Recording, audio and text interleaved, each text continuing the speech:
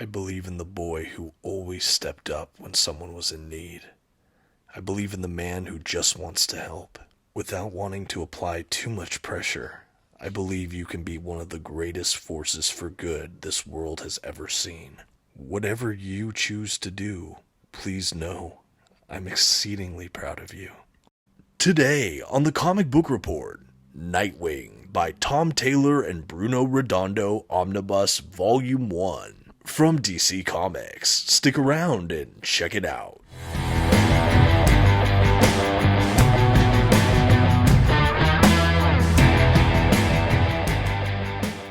Greetings from Bloodhaven, everyone. My name is Dominic, and today you're tuning in to the Comic Book Report, where we review comic books and graphic novels so you can get an idea of what to read. And today I am ecstatic to be back in the world of DC Comics to talk about one of my most anticipated omnibus releases for this year. That's right, we're talking about Nightwing by Tom Taylor and Bruno Redondo. This is the first omnibus of what I believe will be a 2-volume set, if I'm not mistaken. This has easily been one of the most well-regarded modern DC Comics runs I've heard about in recent years, certainly one of the most buzzworthy of Nightwing runs as well. I know personally I've had a blast reading through the first half of this run, and I can't wait to talk about the omnibus today.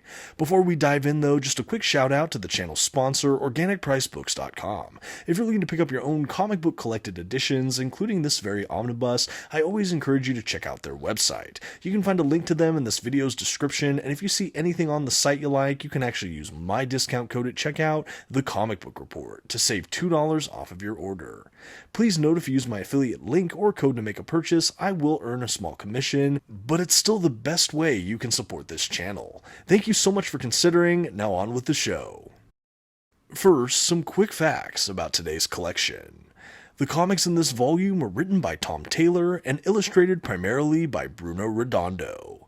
The comics in this volume were published by DC Comics beginning in 2021. As far as what this omnibus collects, it includes Nightwing issues 78 through 96, along with Nightwing 2021 Annual issue 1, and Superman Son of Kal-El issue 9. And finally, this is an oversized hardcover edition from DC Comics with what looks like a light gloss paper stock and perhaps a sewn binding with a lot of glue, and a total of 610 pages. At this time, I'm going to go ahead and issue a general spoiler warning. I will be flipping through the contents of today's collection and commenting on plot points throughout. You've been advised.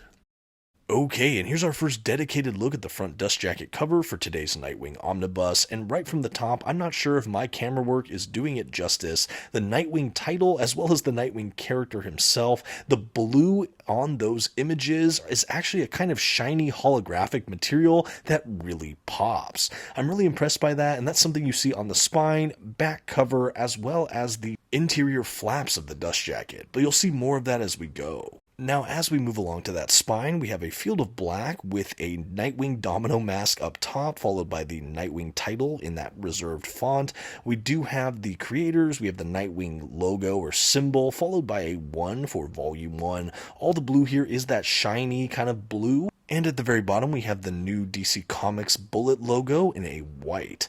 And while I do really like the spine and the shiny blue effects, I do think the contrast or readability on the spine is a bit tougher. Still a really nice design. On the back cover, however, we have another image of Nightwing. This time the shiny blue is back, and I love it on his actual costume. I think it's just really, really cool looking. We also have kind of a blurred out city behind him, or I guess rather in front of him. We have a blurb about the collection, pricing information, things of that kind. Again, a really nice dust jacket overall. I think it's really, really striking. That kind of holographic blue is just something I've never had in a collected edition before, so very, very fun. And as you can see, I'm removing the dust jacket, and the interior flaps also have some of that shiny blue. The image with Batgirl and Nightwing is one of my favorites in this run. The back interior flap has some bits about the creators. I will go ahead and spread it all out though, so you can see the dust jacket at a glance. Again, the shininess here is so fun, and overall, I just think it's really well designed. No real complaints there, other than sometimes the readability of the dust jacket, just for me personally. Looking at the actual hardback itself though, so, we have a beautiful art print here from Redondo. I do think that the image looks a little bit more blue-hued in the print rather than in the issue itself. Had some maybe warmer pastel colors involved, if I'm not mistaken, but we do have the kind of spread of the leaping into the light. On the spine, though, we do break the wraparound image for a field of black and kind of the title of the omnibus again. We have the bullet logo, but this time in the blue and white, which I thought was fun. This spine, of course, is a little bit more readable, but altogether a really fun exterior artwork design. And now as we jump into the binding of this omnibus, as I mentioned, I think it might be sewn just with an ample amount of glue. That's something I do see with these DC omnibuses quite often. To me, it means the binding is a bit stiff with not as much of an eye, but it doesn't feel like these pages are going anywhere. You can see my copy doesn't lay down totally flat, but still really well bound. A little bit of gutter loss, but nothing too critical. And now, just for fun, I thought I'd show this recent omnibus next to all of the other Dick Grayson-based Nightwing omnibuses. Also, I have the Grayson omnibus, which we're going to throw in here because it's another Dick Grayson solo series omnibus. This isn't including any kind of Robin omnibuses, though, or Teen Titans. But yeah, these are kind of the strictly adult Nightwing era or Nightwing and Grayson era omnibus releases. I believe at the time of the recording I have done a full review for the Prince of Gotham New 52 Nightwing omnibus, as well as that Grayson Super Spy omnibus, and then I did do an unboxing video for the Nightwing Rebirth omnibus from Tim Seeley. I'm actually still making my way through that particular book. I'm hoping to do a full review once I complete. But yeah, I thought I'd throw these all out here. I'm actually thinking about doing an overview video for all of these solo Dick Grayson Nightwing-ish omnibuses. So stay tuned on the channel if you're interested in that. And yeah, I'll try to link some of the other videos in case you want to see my coverage on these other books.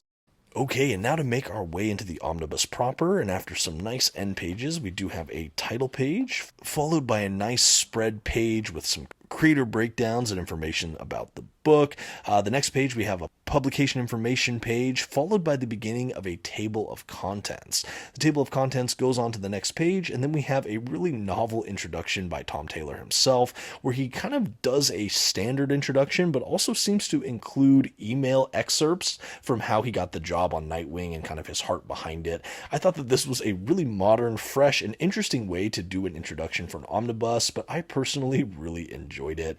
And after that, we do have the issue cover for issue 78, the first issue of this Nightwing run. And something about this omnibus I actually really enjoyed is that on the back of each of the issue covers, which are presented as the Virgin kind of title lists or letterless covers, afterwards, behind it usually, we actually have kind of production images behind the scenes of the creation of the covers. I thought that that was cool. It doesn't save all the extras for the very back of the book, although we do have some ample extras there, more on that in a few minutes. But I do like that we do have some behind the scenes as we go through. I think the 52 omnibus did something very similar. At any rate, after the issue 78 cover, we jump right into the main story. So I do want to say, for those that want to pick up this book, perhaps you've heard a lot of the positive buzz about this run, and you might be asking yourself, what do I need to read before this? Do I need to know much about Nightwing, Dick Grayson, DC Comics to pick it up? Well, in my mind, I'll just say I do believe this run is very new reader friendly. It really does fill in the gaps of what you need to know relatively right away, and even as they bring in other members of his supporting cast of characters, some newer for this run, but some long-time returning fan favorite characters, all of these characters are treated in such a way that they're just very accessible, particularly if you're just starting out. Now, that being said, this does reward longer-term fans. Again, some of the supporting characters being brought back is such a lovely, just love letter to longtime Nightwing or Dick Grayson fans. As far as where this story takes place, it does take place in the post-DC Rebirth era, so this is a very modern Nightwing run. In fact, at the time of the recording, this run just wrapped up, I believe in the last calendar year, if I'm not mistaken. But this run basically sets out with Nightwing back in Bloodhaven, just becoming sort of the resident crime fighter of this city.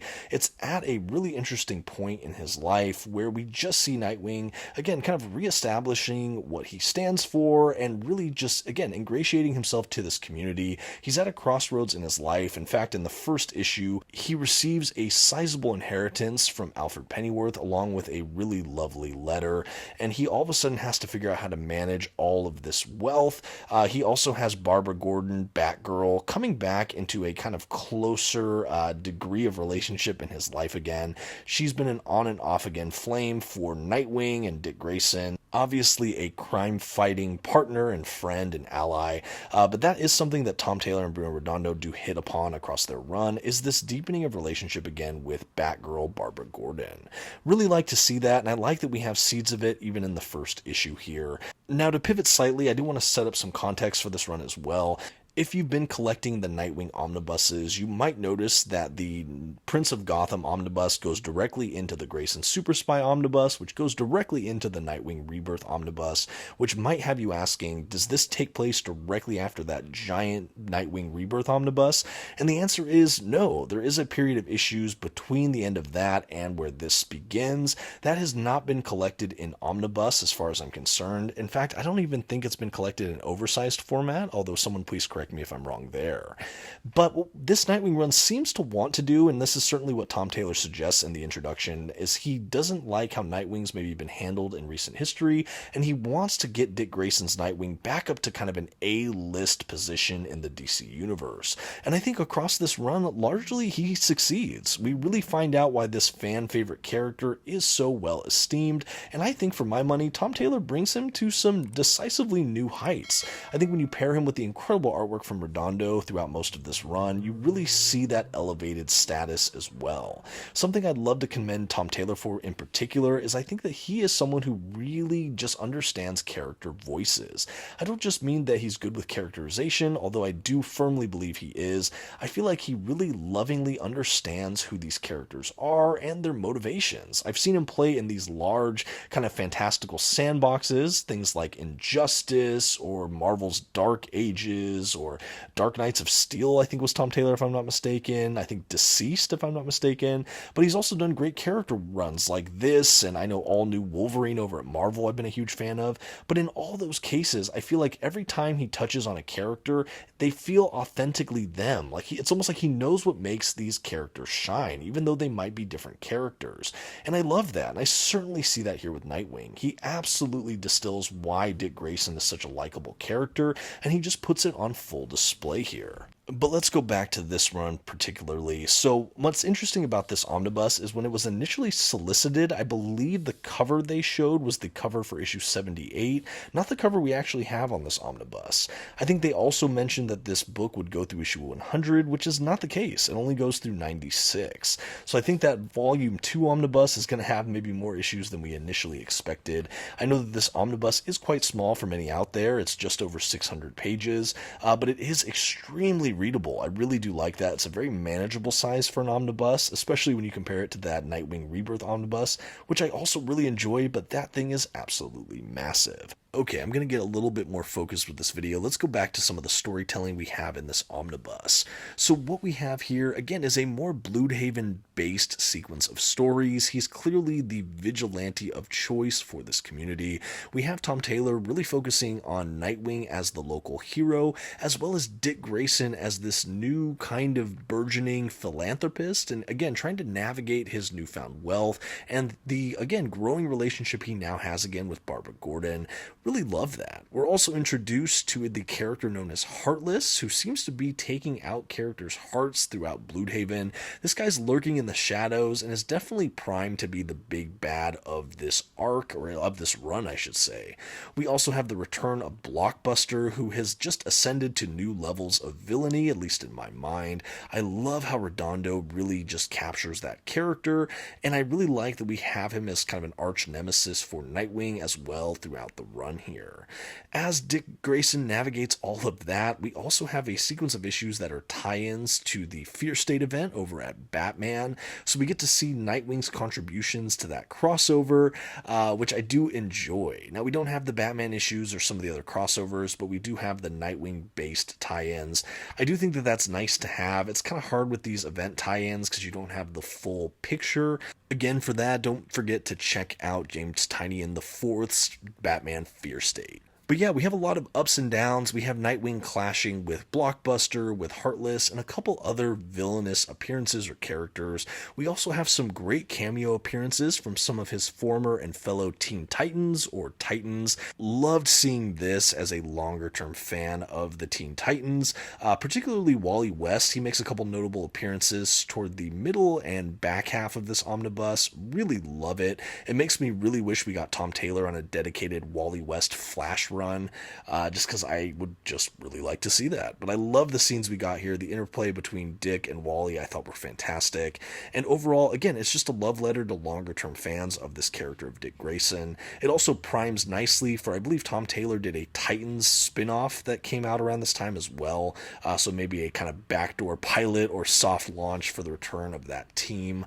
But yeah, we have all of that in the pages here. We also have some really, really creative work from Redondo. I didn't mention it earlier in the video where you probably saw it, but during the Get Grayson arc, we have a really well-known issue where everything, it's almost like if you got each individual page of the issue and laid it out flat from left to right, you get one unbroken image of Nightwing kind of going through actions, and I really like it. It almost has kind of a not time lapse, like a photo delayed, maybe time lapse is the right way to say that. We basically see a bunch of Nightwings kind of going action shot from left to right, and it just does the whole issue like that. I thought that was so innovative and creative. I've never seen that anywhere, and I just love it. There's a reason it was so highly regarded. In addition to some of the Batman characters in Fear State, and of course the growing relationship with Barbara Gordon, we have appearances from other members of the Bat family, like some of the other Robins, which I like to see. Like we have a Tim Drake issue, if I'm not mistaken. We have an appearance by Red Hood. We have some Superman appearances. We have both Kal-El, Clark Kent, and then Jonathan Kent's Superman showing up at different parts in this omnibus as well. Some other just great inclusions for Nightwing and Dick Grayson in general. So if you're a fan of the overall DC universe, a lot of fun cameos, and I feel like they never distracted from the main Nightwing stories, which was also kind of nice. I think sometimes when you throw in extra superheroes, it can get bogged down or messy, and I never really felt like that here. I always felt like Dick Grayson was driving the ship, and some of these characters were just great supporting cast, and I think that that was really well handled by Tom Taylor and the team. And with all of these smaller adventures and bigger ongoing arcs, everything really funnels in this omnibus to one climactic battle between Dick Grayson and Blockbuster. In fact, that is the culmination of this run in, I believe, issue 96, where he finally takes Blockbuster down. After that point, the real narrative of this omnibus concludes with the aftermath of that battle, Nightwing trying to be nursed back to health and having a define the relationship talk with Barbara Gordon where they both kind of agree to really pursue these romantic feelings that they've had the off and on again for over the years. They share a kiss and there's a lot of promise of what's to come. We also have Blockbuster sort of kind of licking his wounds after the battle, so to speak, and being confronted by Heartless. This is again where we have that moment where Heartless seems to be set up as the big bad of the whole run. And that is really where the issues leave us for this omnibus. After that, we do have a really generous portion of extras. But before we flip to that in my actual video here, I do want to just say, as I often do in these reviews, I'm not even going into every specific story beat or moment, or in this case, even arc. There's stories in here I'm not even covering with my vocals, because I'm hoping to leave some stuff for all of you to enjoy as well. This book, for a just over 600-page omnibus, honestly has some great story bits. And the art, again, my camera is not doing it justice. It is so beautiful. And the paper stock we have here really just helps it shine. I would consider that paper stock, again, a kind of light gloss. It's not the thickest glossy paper I've ever seen, but it's better than some I've seen lately, especially from DC, which I was so happy to see. Again, I think it just makes the artwork pop so much nicer, especially in the case of something beautiful here, like from Redondo.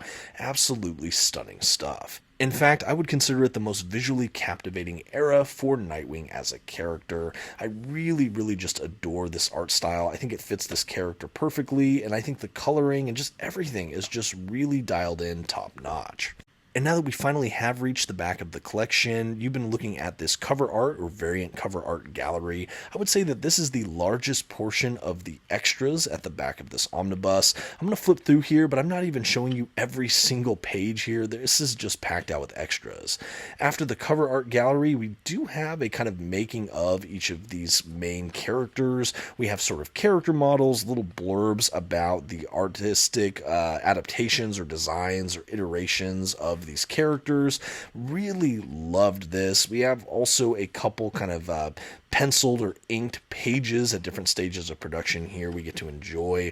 I think if you're a fan of the comic book creation process and sometimes what goes into it, this is a really, really fun portion of extras. I would say that the extras are largely art-based, which I'm totally fine with. Honestly, Redondo is such an integral part for what makes this run so successful, and I love that the extras seem to celebrate him along with some other industry greats.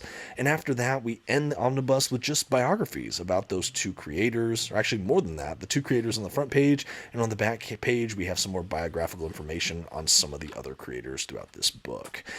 Really, really a tremendous omnibus. I think if I had any drawbacks from it, it's just the size of it. I would have loved to see one massive omnibus for this, or maybe a little bit more issues in this volume 1, as this is easily one of the slimmest DC omnibuses I have. But other than that, I think it's a fantastic collection. I really have no notes here. I absolutely adore this run from what I've read so far. Happy to have it on the shelf. This was such a huge year of Nightwing, and for me personally, I got that Prince of Gotham omnibus reprint. I've had Grayson for a little bit longer than that, but I got that Nightwing Rebirth era omnibus. I finally started picking up the Chuck Dixon era Nightwing compendiums.